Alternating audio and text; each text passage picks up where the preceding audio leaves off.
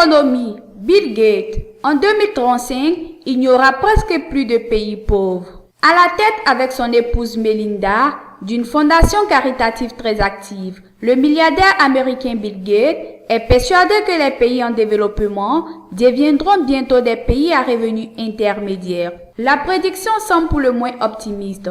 D'ici 2035, il n'y aura presque plus de pays pauvres dans le monde, avance Bill Gates à l'occasion de la publication le 21 janvier de la lettre annuelle de sa fondation caritative. Parmi les 36 pays les plus pauvres du monde, ceux dont le PIB par habitant est inférieur à 1035 $ par an. Presque tous seront devenus ce que l'on appelle aujourd'hui des pays à revenus intermédiaires inférieurs, sinon mieux, croit savoir le cofondateur de Microsoft. Cette bouffée d'enthousiasme, Bill Gates l'explique par le fait que les nations les plus pauvres vont selon lui poursuivre leur développement en s'appuyant sur les modèles économiques de leurs voisins les plus productifs.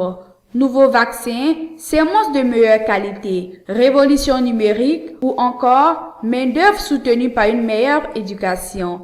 Autant de leviers qui aideront les populations à sortir de la misère et attireront de nouveaux investissements.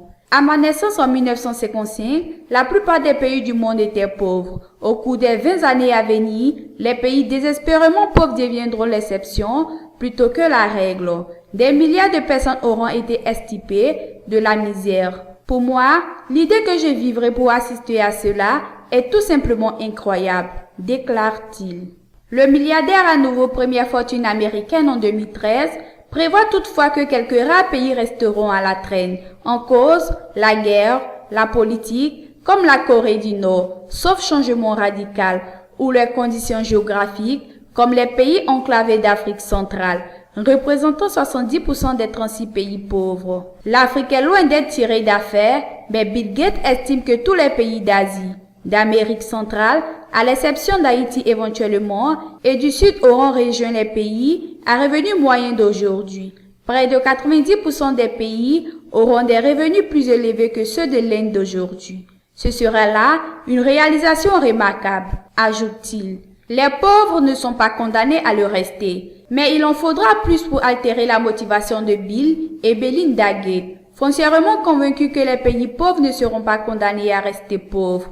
Ils font également appel à la générosité des donateurs et des États. Pour la Norvège, le pays le plus généreux au monde, le montant des aides est de moins de 3%. Il est de moins de 1% dans les cas des États-Unis, calcule-t-il, pour encourager les dirigeants à s'investir davantage, car il reste plus d'1 milliard de personnes vivant dans des conditions de pauvreté extrême.